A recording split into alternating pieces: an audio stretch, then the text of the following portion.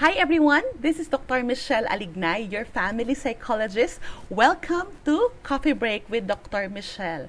I'm going to have conversations with you about family life, relationships, and faith, and I hope you join our conversations here at this YouTube channel. Good afternoon, everybody. Welcome to Coffee Break. It's 4 p.m. in the afternoon. We're going to start a new habit for this month of May because Coffee Break will come to you live every 4 p.m. every Tuesday and Thursday. Welcome to Coffee Break. So I'm not having coffee break, I'm having my tea break with my lemongrass, insar tanglad, and calamansi tea. So why don't you just get your tea, your cold coffee, or whatever drink you may have so that we can all just sit down and take a break for the next 30 minutes. And I am so excited to be here with you this afternoon kasi ang pag-uusapan natin ay hindi nalalayo sa aking puso dahil tayo mismo yon. We're going to talk about Motherhood 2.0. What do I mean by Motherhood 2.0? While we are waiting for friends to go online, I invite the ones who are here. Hi Abby, hi Marilyn. I see you guys. I see you moms. And Jinjin, please get a pen and a paper because we're going to do some activities that I'm really excited to share with you. Kasi this week is Mother's Day. Don't forget, kahit na tayo ay naka-ECQ, general community quarantine, well, we stay home, we build a home, di ba? Well, we stay home, we build our home, we build ourselves. At yan ang napaka-importanting pag-usapan natin. Pag-usapan natin, how are we upgrading ourselves as mothers? Hindi lang yung menu, hindi lang yung mga decluttering tasks sa bahay ang i-upgrade, tayo mismo paano natin ang ina-upgrade ang sarili natin. So, kumusta po kayong lahat? While we're waiting for friends, kukumustahin ko kayo. Is this schedule okay with you? Is 4 p.m. okay with you kahit na napakainit at hindi ako makapag-take ng what do you call that? Hot coffee kasi it's really hard. So, friends, please join me for the next 30 minutes. If you have question on motherhood, please feel free to ask your questions dahil I can see you, I'm here with you, and I'm going to be with you, to journey with you as we upgrade ourselves to mother. So, simulan na natin. If you have your pen and your paper, I always have notebooks with me, and mind you, lahat ng mga kinakwento ko dun sa inyo naka-outline sa notebook. So sabi ko nga, baka by the end of this lockdown season, malamang sa alamang, baka meron akong sana kaya ko magsulat ng libro while we're doing this. But, well, let's see how it goes. So, this afternoon, ang pag-uusapan po natin ay malapit sa puso natin lahat. So, ang nakikita ko po sa aking screen, majority of us here are mothers. Tama ba? It's the moms, the momshies, the mothers who are here. And I would like you to realize that as moms, tayo yung very risky, tayo yung medyo minsan at stake ang well-being. Kaya if you are with me in my previous coffee break sessions, kung matatandaan nyo, I always share na kailangan talaga nating alagaan yung sarili natin because that is the only thing that we are in control of, taking care of ourselves. The more we take care of our families, the more that we should really take care of ourselves. So, simulan na natin. Meron akong 3 R. So, 3 R that I'm going to go with you. I'm going to go through with you 3 R's. So, tingnan natin, as you have your paper and pen, I would like you to write down all your realities right now. Ano tong mga unang R is your reality. Ano yung mga realities nyo? Mga realidad. Let's talk real. Sabi nga nila, keeping it real. And you know, I'm a very realistic person. Hindi naman ako pensionada. I work, and I'm also, you know, I help in the house. I am in much what do you call this? Much I manage the home somehow, and that I'm not perfect in raising my children. I know I have also parang ay dapat pala ginawa ko to, but then we all have our realities to deal with. So that is something that we should look into. Ano yung realidad natin ngayon? Nasaan tayo ngayon? Where are we now? Where are we in the present moment? Because that is very critical. And while we are there in our present moment, tingnan nyo, what are you having now? Ano yung meron ka sa buhay mo ngayon? So, sabi nga nila, we have, mothers have so much in their plates, and also mothers have so many plates to wash. Right? Kasi napakaraming tao sa bahay ngayon. So, pati lahat nakaasa sa moms, kahit sabihin mo na we get help from others, but still, I believe that, the think tank of the home is really the mother. So, here, what are you learning now? What are you having now? What are you dealing with now? So, are you dealing with your children? Ilan yung anak nyo? Sulat nyo dyan sa paper nyo, your realities, you have to cook, you have to tend to the laundry, ikaw pa rin yung mag-uutos. Are you a breastfeeding mom? So, do you have an infant? Do you have a toddler? So, how many kids do you have? Are you homeschooling? Pati ba yung grocery ng mommy mo, ikaw yung gagawa, tapos ipapadala mo sa kanya? Ikaw rin ba yung nagluluto para sa buong bahay? Pati sa extended family, ikaw rin yung nagluluto? So please put down everything that you have in your plate right now, in your schedule, in your life right now. At ang madalas ko pong makita na concern right now is that a lot of us are, the concerns of moms who are working full-time, but their kids are also home, lalo na kung mga toddlers or preschool who are so needy and clingy, kaway-kaway, say hi, kung ikaw yung parent at mommy na to, yung talagang minsan gusto mo na lang sumigaw kasi parang anong uunahin mo, yung demand sa trabaho or demands ng anak. Guys, ladies, moms, this really happens, and these are the inevitable. So that's why I'm here with you. I would like you to write down everything in your plate. So please write down all the realities. You dealing with your kids, you dealing with your husband. I-rate nyo pa dyan kung ano yung level of relationship nyo. Okay ba kayo ni husband or medyo hindi kayo okay ni husband? Do it. If you're naman single, like if you are the mom in the house, you're the spiritual mother of your nephews or nieces, you can still do this. Please, don't feel free. If you're just a woman like me, gawin nyo yan because I'm sure na kahit hindi ka nanay, you are a spiritual mother and this is something that can help you. So, and also, if you feel that this session may help you or may help other friends of yours, by all means, please do share it because baka when I believe na kung isa o dalawang tao matulungan natin, and then we have made an impact, and then we have fulfilled the mission. Okay, so now those are our reality. These are the things happening in our home, and aside from our home, I call it also the outside world kasi nasa labas natin yan eh. Yan yung mga realidad that we need to deal with right here, right now. So ngayon, ang gusto kong tingnan natin is that paano naman yung ating mga roles? Ano yung mga roles sa buhay mo? Tingnan natin mamaya, magko-connect yan. Write down your roles. So right now, what roles are you playing? The now that I'm talking with is now that we are in the ECQ setup, okay? So the now that I'm talking with is now that we are in the ECQ setup. What roles are you playing? Are you, of course, we are all moms, and then we are all homemaker. Kung ikaw pa ay frontliner, and then you can say that because, and if you are an employee or you are a boss, and then you are a team leader, write it down because that's another role, another hat that you need to wear.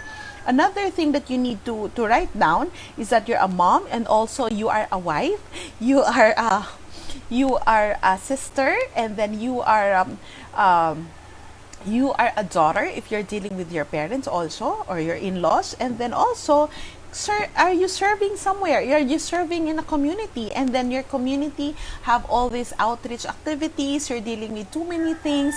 Please do share it also. Please write it down. I'm not gonna check it. I just want us to interact. So ngayon, gusto kong malaman, ilang hats are you wearing in your lives right now? Ilang hats, kumbaga, kung ilang roles are you playing? So, that's the hat of a mom, the hat of a homemaker, magkaiba yan kasi iba yung relasyon mo sa anak mo at iba yung relasyon sa inaareglo mong bahay. So, a mom, a homemaker, a daughter, a wife, a servant, a consultant. So, kung ano man yon, please write it down. Please write down how many, count down. So, how many is that? And then you just write it down in the comment section. You no need to explain to me kung ano-ano yon. Just write it down so we can see where I can understand where are you coming from. So, I'll wait for your answers, ha?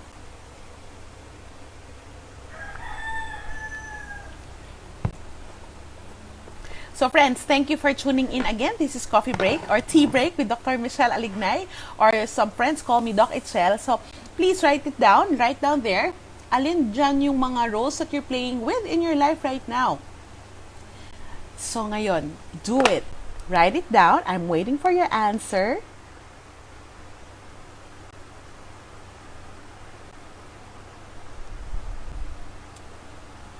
Walang sumasagot. Nagsusulat pa ba kayo, friends? Okay. Hindi ko na kayo ipipin down kung ano man yan. Pero ito yung mas importante na gusto kong malaman nyo. As I said, we're going to check. This is our topic is upgrading motherhood. So this is Motherhood 2.0. And I'm so excited because somehow in this ECQ, I realized that what has been working and we are programmed to do in the past, parang lahat tayo shook.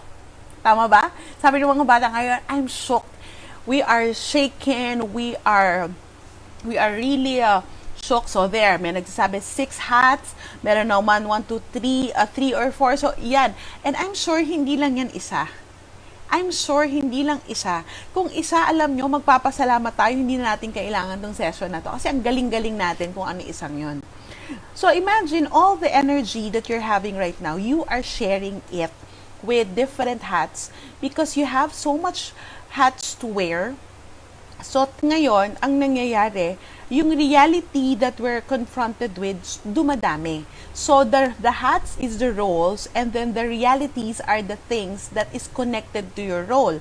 What is there in your plate? Doon yun pumapasok. So what is your role?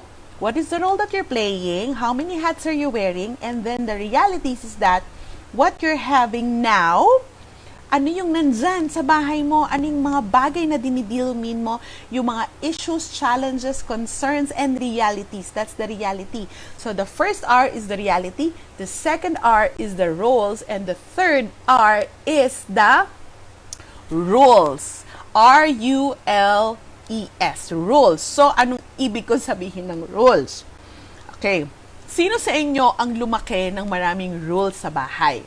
Yan. Magandang tanong yan. Sino sa inyo ang lumaki ng maraming roles sa bahay? Friends, kung meron kayong question along the way, please feel free to ask questions so I can, I can address them. So, please write it down. Sino sa inyo ang what do I call this? Sino sa inyo ang lumaki ng may rules sa bahay? Please write down your rules. So, ano yung mga rules nyo sa bahay? Please write it down. Please share it para we can see what's really happening with you. So, lumaki ba tayo na may rules? Please press heart if you grew up with rules kasi I believe tayo yung mga ka-age ko. Hi! The Gen Xers and the older millennials, we grew up na our parents are very traditional. They are called the baby boomer. They're not the baby boomers. Most of them are traditionalists. And talagang kahon na kahon yung mga rules sa bahay. So ngayon, in the rules that we have been playing around, we don't realize that these things are programming us. Can I say the word again? These things have programmed us. Pinrograma tayo niyan. So, what the standards that we have set for ourselves, for our home, sa bahay, at sa pagpapalaki ng mga anak, dahil yan sa resulta ng ating programming. The rules that we grew up with, the mothers that we are now is a result. The mom that we are now is a result of the programming that we had in our growing up years. At ang mas madalas, These are unconscious. Pumasok yan sa isip natin nang hindi natin sinasadya na ganyan tayo lumaki. So ngayon, what I would like to see is that these rules, you do not readily know that it's there. Okay? Hindi mo alam na nandyan na yan. You don't really declare. Kasi, yung sinasabi kong rules is that rules ng parents mo, pero yan pumasok sa isip natin at yan yung mga nagiging guiding force natin, guiding principles, how we are raising our family, how we are building a home. Now, sa madaling salita, these rules are our operating system. And if that's our operating system, ang tanong ko sa inyo, yung how you operate before the pre-pandemic, they call it pre-pandemic or pre-ECQ, it may be working well, but are the things applicable then in the pre-pandemic is the same things applicable to you now? Maybe yes, but maybe we need to reflect kung na-stress kayo ngayon and you have too much in your plate and your well-being is at stake, meaning meron kayong sakit, you're becoming anxious, you're having insomnia. So if your body functions is telling you na parang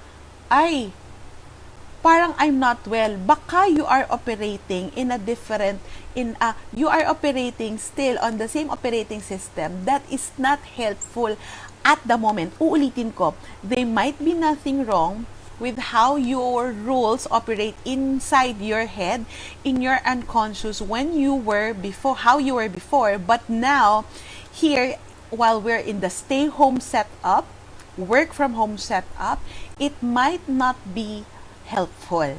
Yan yung magandang pag-isipan. Kasi, look, I would like you to reflect, ano yung role mo sa buhay? So, if you're an employee, if you're a mother, that's one hat. One hat is being a mom. One hat is being an employee. Ano yung mga things that you need to do there? And then, I would like you to reflect, what are the rules that you apply in being a homemaker, in being a mother? What rules? Unconscious rules. So, halimbawa, give me one rule that you realized growing up na yun pala yung guiding force mo as a mom. Halimbawa ito yung example. Parang pag nanay ka, kailangan areglado lahat. Yan yung isa sa mga guiding force. Yan yung kinalakihan natin. We grew up being conditioned by our moms, by our parents, even by our lolas, or the significant people around us na pag naging mother ka, dapat areglado lahat. Dapat you make sure that your kids have food to eat and it's supposed to be healthy. Kailangan kumain ng gulay, kailangan matulog ng maaga, bawal madungis yung bata. So, so these things happen. Helpful siya, nakatulong siya sa atin. Pero ang tanong ko sa inyo, now, what is your present state? Why am I asking this? Because all these rules are external to us. These rules are external, but we've been conditioned, so these rules becomes internal. It becomes our internal operating system. Nasa loob na natin siya. At kung nasa loob natin siya, I would like you to check, how do you feel about the operating systems that you have? How do you feel about the principles of being a mother that is there in your system? Hi, Tita Reng. Happy Mother's Day to you. Beautiful mommy also. One mother that we admire. So ngayon, tatanungin ko sa inyo, how are you operating? And if you are operating well, i-rate natin yung well-being nyo ha. Friends, moms, I would like you to rate yourself while in ECQ, while doing things that are motherhood. I would like you to rate yourself. Please rate yourself. Lagay nyo lang yung number para fair, para hindi nyo kailangan mag-full disclosure. Lagay nyo, are you 3? Are you very good while on ECQ as a mother? Or are you, just okay? I am just, I am just good. I'm good. I'm okay. I'm good. So that's 2. And 1, I'm just merely surviving as a mom. pwede nyong aminin sa sarili nyo na hirap akong maging full-time 24/7 mom sa 2, 3, 4 na anak kasi hindi ko alam kung paano babalansehin ang oras ko sa buhay. I would like you to admit that. Please, comment now on the comment section. So, 3, very good. You're very good as a mother. 2, you're just okay. You're good. You're good to go, fair. And then, 1, you're just merely surviving. I would like to understand your well-being state kasi baka yung the other things that I would unpack after this may help you. Thank you, Catherine, all the way from Bacolod. I miss Bacolod. Thank you for saying 2. What about the others? Nasan kayo? I would like to check. Nasan kayo, mommies? Nasan kayo? I would like to understand where are you coming from. Lay, you said you're 1. Thank you for admitting that. Tita Reng, you're 2. Thank you for admitting that. You know, I really admire mommies for being honest. Crystal, all the way from UK. Hi to you, sister. Thank you for being honest that you are admitting that you're a 2. Why do you need to admit na hindi kayo okay? Paano natin matutulungan yung isa't isa kung lahat kayo 3? Palit na lang tayo. Ako na yung makikinig sa inyo. Because honestly, I'm a 2. There are days na, parang gusto ko maging 1. Pero sige, iniintindi ko yung sarili ko. I tune into myself so I can restart again. Pag kinakareer, pwedeng 3. Yes, totoo yon. Pero ito yung pinakamaganda nating i-reflect. Yung sa roles nyo, alam nyo ba na yung lahat ng role nyo, the things that you do, it's affected by the internal rules that we have. Yung mga nasa loob natin, yung mga lahat ng ginagawa natin, why do you become the best employee? Why do we want to be the best mom? It's operated because of the internal, yung mga nasa loob natin na unconscious. So ito, meron dyan, ay ang galing naman multitasking mother. Narinig nyo na yan? Sino dito yung sinabihan na, ay ang galing mo naman, you're such a multitasking mom? Yes, pwede. Ay, ang galing, alam mo lahat. Itong nanay na to ang galing, alam nyo lahat. So, si know-it-all mom. Sino sa inyo yun? Yung lahat may sagot. Tanungin ng anak, para kang si, hey Google, may sagot. Para kang si Siri sa bahay. Alam mo kung saan nakalagay lahat ng gamit. So, si know-it-all mom. Alam mo kung nasan lahat. Alam mo ang sagot sa lahat. And then, third one, you are the service-oriented mom. I think most moms are like that. Pero ikaw yung hindi lang sa bahay ang service, pati sa mga kapatid, pati sa angkan, pati sa simbahan, sa community, you serve them. And then, how are you where you are? So, ito yung pinaka naririnig kong madalas. Because when I was taking my PhD, I'm also raising my kids and I'm also working at ang narinig ko, tas meron pa akong service, ang narinig ko sa mga tao, ang sabi nila ay such a super mom. You know what? I hate being called a super mom. Di ba no, Nina de Guzman Aceron, we don't like being called a super mom na tinatanong, ikaw yung know-it-all mom na di ba? Yung tinatanong lahat, feeling nila may sagot ka sa lahat. Pero ito yan, totoo yan. Because, you know, I believe that being a super mom is a syndrome. The society has conditioned us that we are to be so. But do we want to be so? Do we want to be the super mom? Do you want to be the multitasking mom? Do you want to be the know-it-all a la Google and Siri mom? Do you want to be the service-oriented mom a la Mother Teresa mom? Do we want to be that mom? Me, I don't want to be these mothers. I just want to be the best version of myself. Who's with me here? You tell me, what kind of mom do you want? Me, I don't want to be a multitasking mom. I don't want to be a know-it-all mom. I don't want to be a super mom. I don't want to be a Mother Teresa mom. I just want to be me. I just want to be the best version of myself. Who's with me here? Who's with me here? If you're with me here, stay tuned.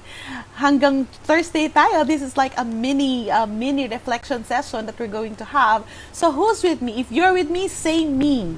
If you're a mom and you're with me to be the best version of who you are, say me. If you're not a mom but you want to be the best version of who you are, say me and stay with me. So why does this happen? As I said earlier, ang galing ng conditioning ng habang lumalaki tayo. We call this our scripts. We call this our life scripts. We also call this the internal programming. Alam niyo yung, wait, I need to look for it, but I cannot find it anymore. Do you remember those tapes? Do you remember those tapes ng malaki tayo? Ako, bumibili ako niyan.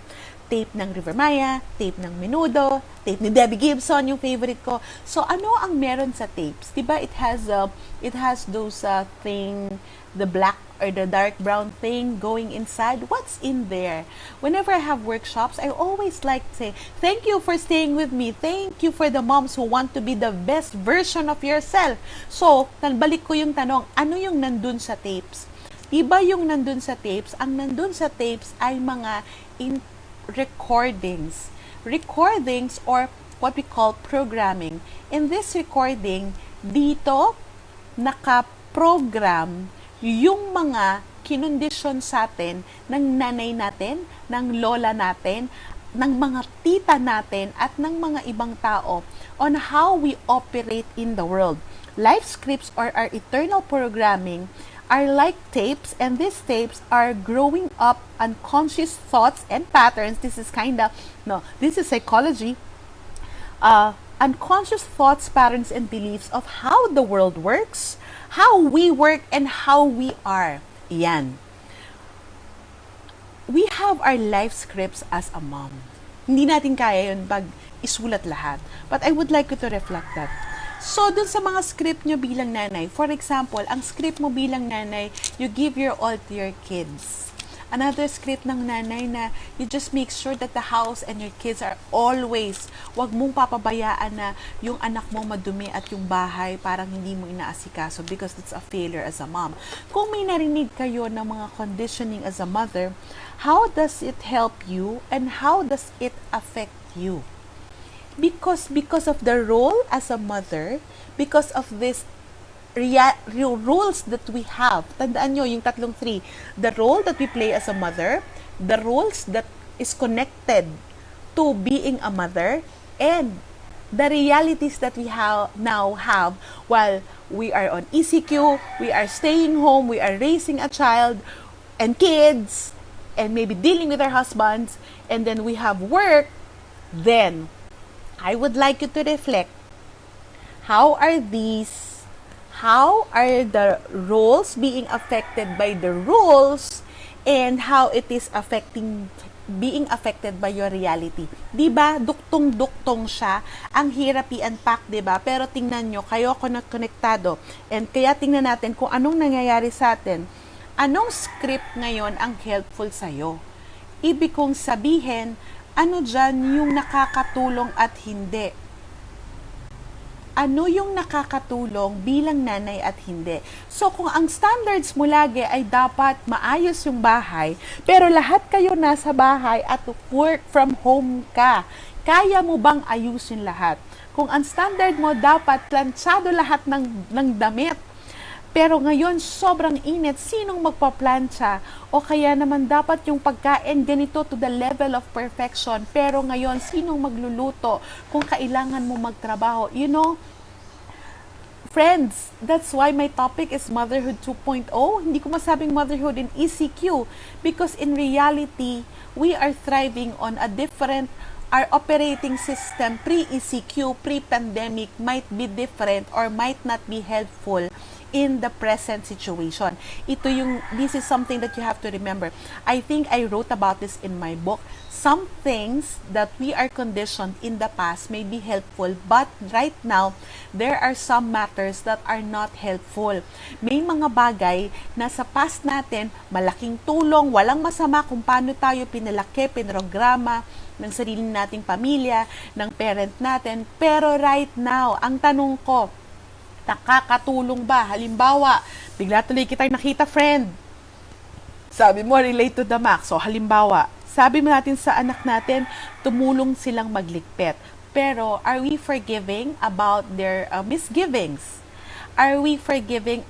Ano yung standard natin? Standard ng araw-araw na ginagawa yun tulad natin? O standard nung standard din sa atin, tayo ay maybe grade 4, grade 5, grade 6, high school, na parang inaalam pa lang natin yung gagawin.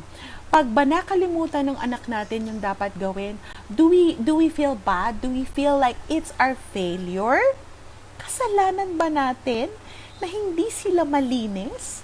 Or is it our failure? Or sila naman, di ba minsan parang before when I was a young mom, pag nakita na madumi yung anak ko, parang sabihin, oh, bakit ang dungis ng anak mo? Gusto ko sabihin na, kasalanan ko bang nagdungis sila? And they're so happy they played. And they're so full of joy despite the dirt. As long na wala siyang COVID virus right now, I am just happy if my kids are madungis, medyo madumi, because I know they played active kahit sa gilid o sa harap lang ng bahay, kahit sa kwarto nila. How is your standard? How is your operating system? Is your script helpful? Yung script mo na dapat maayos yung bahay, dapat maasikaso lahat, are these helpful at the present moment? Tumahimik ako. Gusto kong tanungin sa inyo yan. Do you find some scripts pag ang isang bagay sa bahay, in your life as a mother, as a person, as a woman, as a man, as a father, kung ano man ang role that you're playing, if one thing is frustrating you, you ask yourself, anong hugot ko dito? Bakit ako na-frustrate? Bakit ako naiinis? Bakit ako nagagalit? Is it a reflection of me? O pakiramdam ko failure ako kahit hindi naman ako yung dapat gumawa? Ulitin ko.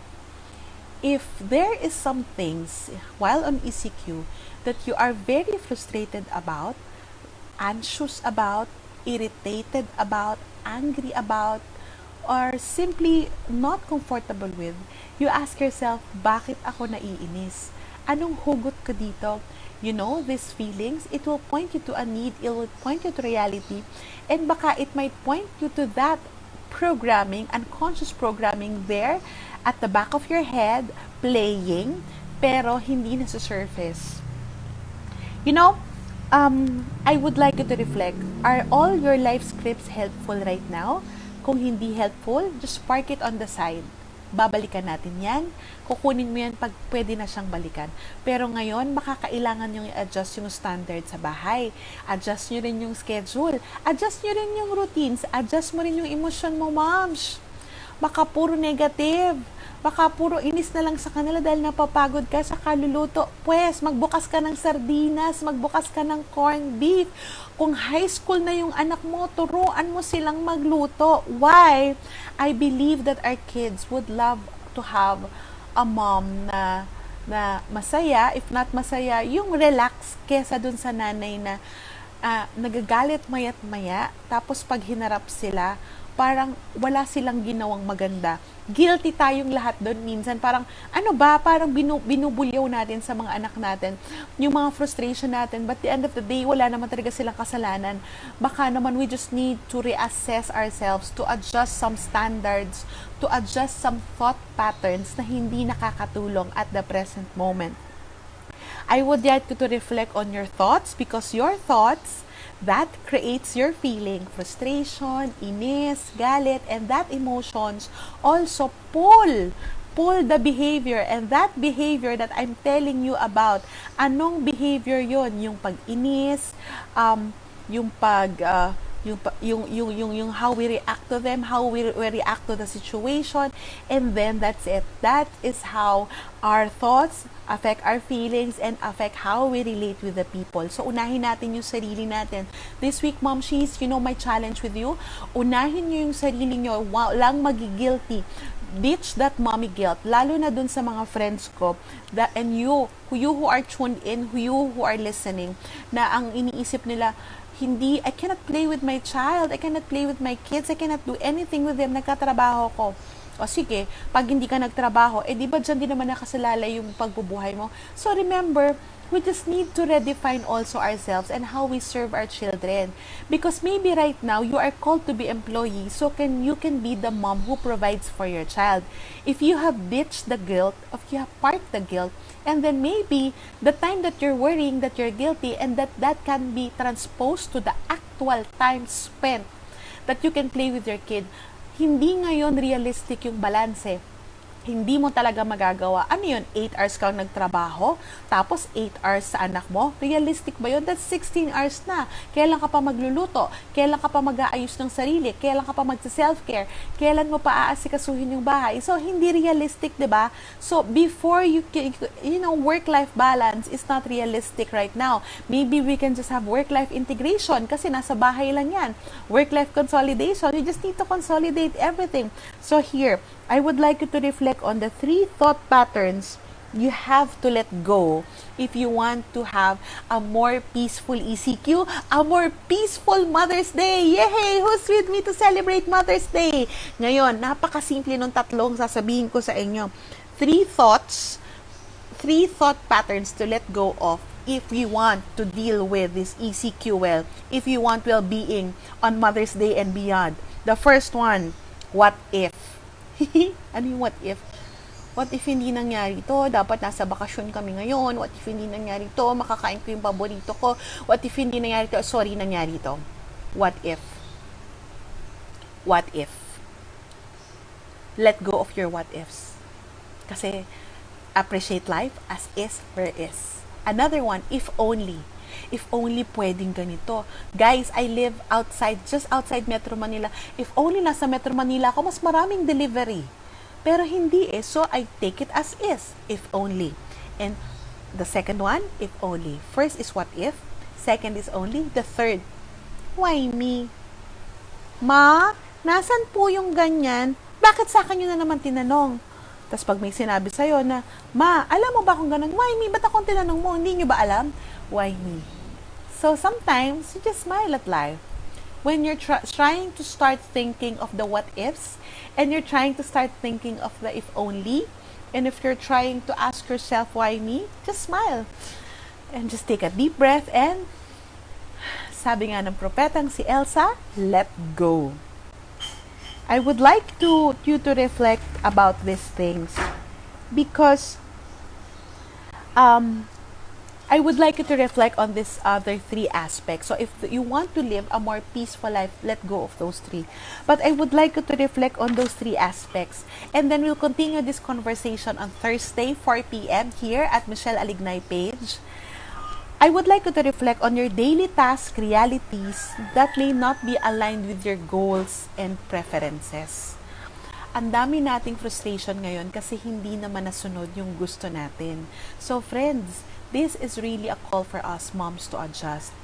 As I said earlier, we cannot operate on the same mindset that we were operating before.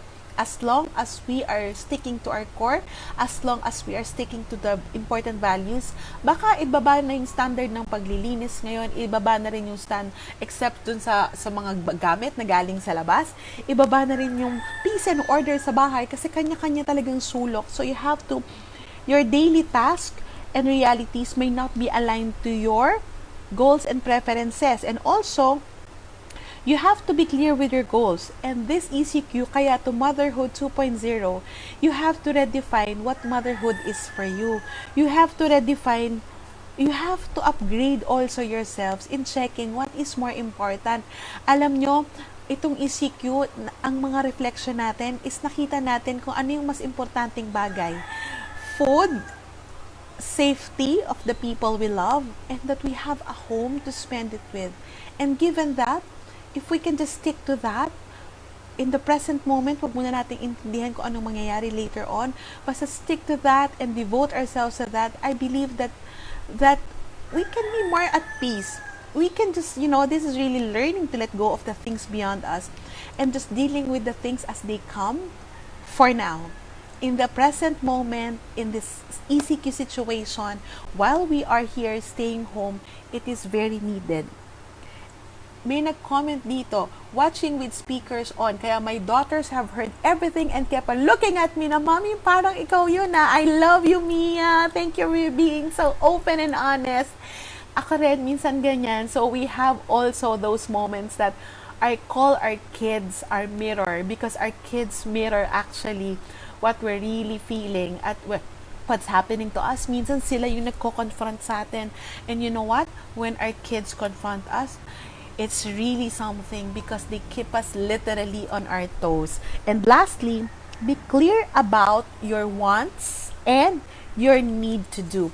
Last Thursday, my friends from Feast as Mall of Asia, if you go to my page and then I shared a watch party, I was interviewed for Practicalan Thursday with my friend Mai Lobaton.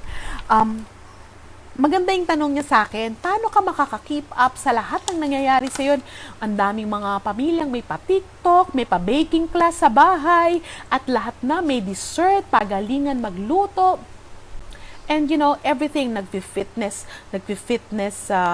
hacks, tapos nagugupit pa ng asawa. How can some moms do it all? How can some, seemingly do it all? That's really a very practical question. I just would like to say that I am not for the superwoman. I am not for following everything that's happening outside, because inside, I know I have my own abilities to deal with. So, this is something that I ask Mai, and I would like to share with you. In everything that you're going to see while on ECQ, you have to ask yourself, do I need it or do I want it? When you say you need it, because we are really expected to do that. And maybe our food, and maybe our security and safety, and maybe the basic needs, they're all needs. But because when you say, I want to, kung mape-pressure ka, kasi gusto mong magpa-pressure. Kung gagawin mo yung ginagawa nila, kasi gusto mong gawin yon because you want to. So you have to reflect in any decision, do you really need to or because you want to? There. Napakasimple, no? Tagal natin nagtsikahan. Tapos, napakasimple lang pala nung sasabihin ko sa inyo. So, there. That's really upgrading yourselves. And I would like, this upgrading is not really, paglabas nyo dito, sexy na kayo. This is not about it. Motherhood 2.0 is upgrading your mindset. Admitting that we are weak, but admitting that we can be the best version of ourselves.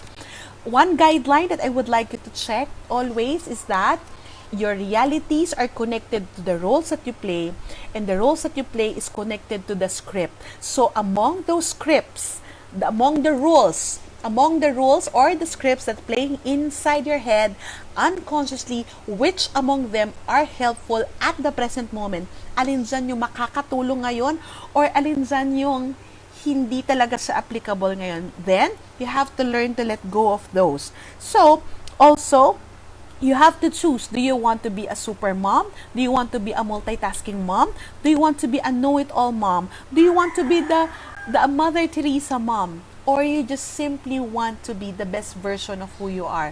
If you go for being the best version of who you are, you have to also check how your internal programming is helping you. Baka may mga bagay inside you na hindi nakakatulong, yung mga thought patterns mo, yung mga rules, internal rules inside your head, that is affecting your feelings, that is affecting your behavior, and even your attitude and how you relate to the people you love. So at the end of the day, kung inis na inis, ang daming nasa isip mo, kung feeling mo ang taas ng standard mo, walang nakakamanage sa bahay kung hindi ikaw lang, walang nakakaalam kung hindi ikaw lang. If you don't upgrade your mindset, you will have a hard time upgrading yourself and upgrading how you relate to the people you love most, especially the people in our homes.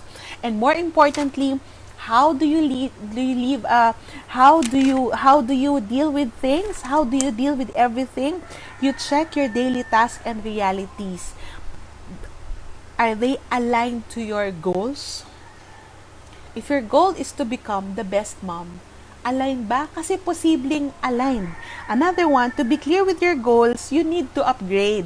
To be clear with your goals, baka yung goal mo nung January, alam nyo, hindi applicable ngayon na May. Sa dami ng nangyari, di ba? So baka ka naman kailangan i-repackage, i-tweak mo ng konti. You have to upgrade it. And more importantly, be clear about this thing. May it be your guideline that in everything we do I really want to or do I need to? Do I want to? Do I need to? And I'll give you the last point. Are you able to? Kaya mo ba? Moms, kaya nyo pa ba? Ma'am She's, minsan pag hindi nyo kaya, admit yourself na hindi nyo kaya. Hindi ako yung mommy na naniniwala. I'm also not a psychologist who believe na dapat i-motivate natin yung sarili natin. Go, go, go, go, go. But you cannot be forever going and doing because sometimes our well-being suffer. So if you are acknowledging na hindi ko kaya, I just might have to pause it for now and go back to it later. So daily, in each day, check everything that's happening to you. Upgrade your mindset by always asking, do I want to or do I need to? Friends, that's my motherhood offering. A bigger mindset, a better mindset of being the best version of the mother we are. Either you're a biological mom or spiritual mom. Motherhood is a role. I would end this session by inviting you to our next session by bringing those pen and paper of yours next Thursday. But I would like to quote from my book. This is my book, The Beauty of 40 by Feast Books. And I said there that changes and challenges in raising kids are unending. But the fulfillment it brings is immeasurable and overflowing. Tagalogin natin. Yung changes, yung mga pagbabago at mga pagsubok sa pagpapalaki ng anak are unending, hindi mauubos. Pero yung fulfillment it brings is immeasurable and overflowing. Hindi natin makikita how fulfilling it is to raise our kids if we're so busy being busy. If we do not upgrade our mindset might not be attuned to how our children are growing, how our children are while on ECQ. You choose what matters to you, moms. You choose your well-being so you can be the best mom to your kids. And if you have more questions, feel free to ask the questions in the comment section. And please share with me your realization kung ano yung mga bagay na napulot nyo kahit isa lang para alam ko kung saan ako magsisimula ulit just to help you to be the best version of yourself. This is Dr. Michele. This is Itchel for another session of Coffee Break. God bless you and thank you. Keep sharing your questions and realizations with me because I love to interact with you. God bless you all. Thank you.